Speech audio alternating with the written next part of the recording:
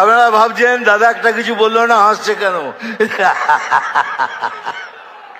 এই জন্য হাসছি, এই রাজ্যের প্রধান বলেছেন আমরা 500 টাকা দিয়ে লোক এনেছি। 500 টাকা দিয়ে এত লোক, বাপরে বাপ। তাহলে ভাবুন আপনি 1500 টাকা দিয়ে কত লোক আনেন। আমরা 500 টাকা দিয়ে লোক আনি, আপনার 1500 টাকায় লোক জমে না। এই জন্য এই ভাতা ওই ভাতা ওই শ্রী এইসব দিয়ে লোককে টুপি পরিয়ে এখানে নিয়ে আসেন। এই জন্য আসছি, আরো আসছি আরেকটা কারণে। উনি বলেছেন কে আমাদের গলায় দড়ি দিয়ে মরতে। আমি বললাম ঠিক আছে আমরা মরবো, আমরা গলায় দড়ি দিয়ে মরবো, কিন্তু আপনি কথা দিন আপনি রেল লাইনের মাথা দিয়ে দেবেন। আপনারা সবাই রেল লাইনে মাথা দেবেন, আমরা গলায় দড়ি লাগিয়ে ঝুলে পড়বো। এই জন্য আসছিলাম। আর জন্য আসছিলাম, এই ধর্ণা দিয়েছেন কিসের জন্য পরে জানলাম। একটা লোকের 389টা ছেলে মেয়ে, একজনের 389টা ছেলে মেয়ে, একজনের 310টা। উনি ধর্ণা দিয়েছেন তুই 400 করিসনি কেন? আমি এসআইআর নিয়ে লড়ছি, 389 থেকে 400 করিসনি কেন? কেন সুপ্রিম কোর্ট বলেছে এটা অসম্ভব, বৈজ্ঞানিকভাবে অসম্ভব। ইনি 389 জনের বাবা। তা আমি সেই বাবার সাথে দেখা করতে চাই, আমি ওনার পায়ে হাত দিতে চাই যে দাদা আপনি কি খান, আপনি একটু দয়া করে বলুন আপনি কি খান। একজনের 310টা ছেলে মেয়ে, আমি তার পায়ে হাত দিয়ে বলতে যাই দাদা আপনি কি খান।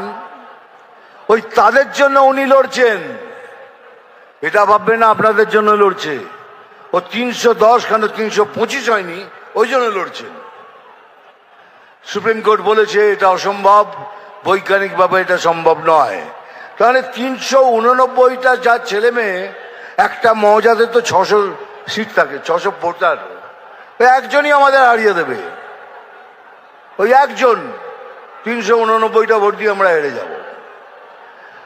আর এত হাসি পায় যখন উনি বলেন 1 মিনিটের মধ্যে তোদের কেটে শেষ করে দেবো।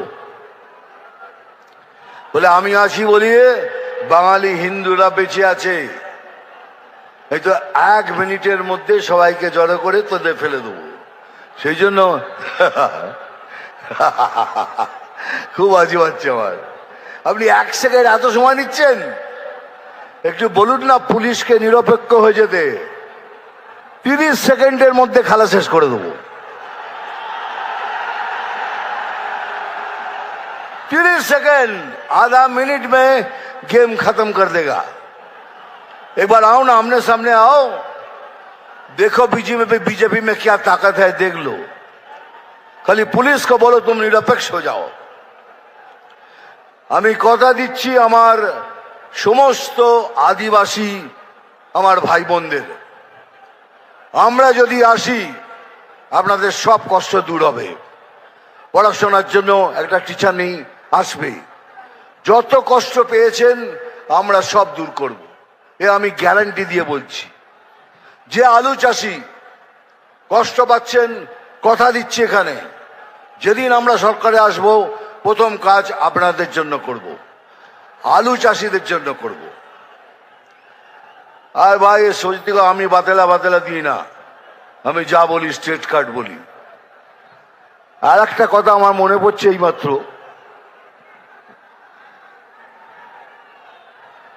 মানে যত ধরনের মিথ্যে কথা উনি বলেন, আমি বলি কি উনি 10 জন পলিটিশিয়ানের মধ্যে ভারতবর্ষের উনি একজন, সবাই আমার উপর রেগে যেত। কি করছো দাদা? উনি একটা ফেইল্ড পলিটিশিয়ান, উনি একটা বাজে পলিটিশিয়ান, আপনি ওকে 10 জনের মধ্যে একজন বলছেন। তার কারণ আছে রে, কেন বলছি? উনি জানেন একটা সমাজের মেরুদণ্ড ভাঙতে কি লাগে। প্রথম হলো শিক্ষা, দ্বিতীয় হলো কার্য।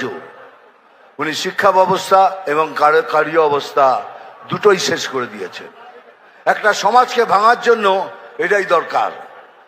সেই জন্যই আমি বলেছিলাম 10 জনের মধ্যে একজনে উনি। দুনিয়াতে অনেক ধরনের চিফ মিনিস্টার দেখেছি, এইরকম চিফ মিনিস্টার দেখিনি যিনি কথায় কথায় মিথ্যে কথা বলেন।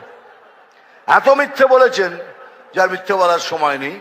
কারণ আপনাদের সূচনা দিচ্ছি, হাত ভেঙেছে, পা ভেঙেছে, এবার কিন্তু আরো কিছু ভাঙতে পারে, তার জন্য তৈরি থাকবেন। হয়তো চলে গেল আইসিইউতে, আর আইসিইউ থেকে বক্তৃতা দিচ্ছেন যেন ওলকে ভোট দেন, আমার কি হবে? আইসিইউ থেকে বক্তৃতা দেওয়া যায়, উনি এমন ভাবে ব্যবস্থা করবেন তাতে আইসিইউ থেকে বক্তৃতা দেওয়া যায়। যাই হোক, বেশি কথা বলবো না। আমি জানি স্যার এসে গেছেন, স্যারকে সশ্রদ্ধ প্রণাম। আমার এখানে যারা বসে আছেন তাদেরও প্রণাম। ডায়লগ তো বলতেই হবে, বলে নি, আবার বলবো, আমি জল ঢোড়াও নই, বেলে বোড়াও নই, আমি জাত গোখরো। পরেরটা নিজেরা বসিয়ে নেবেন। আরে এটা এটা সিনেমার ডায়লগ, এটা মনোরঞ্জন করার জন্য বলি। মারবো এখানে, তোরাই যখন বলিস তাহলে আমার দরকার কি বলার?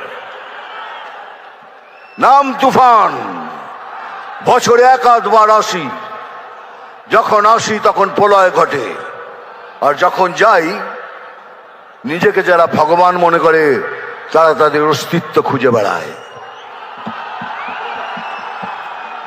থ্যাংক ইউ ভেরি মাচ, ভালো থাকবেন, নমস্কার, জয় হিন্দ, বন্দে মাতরম।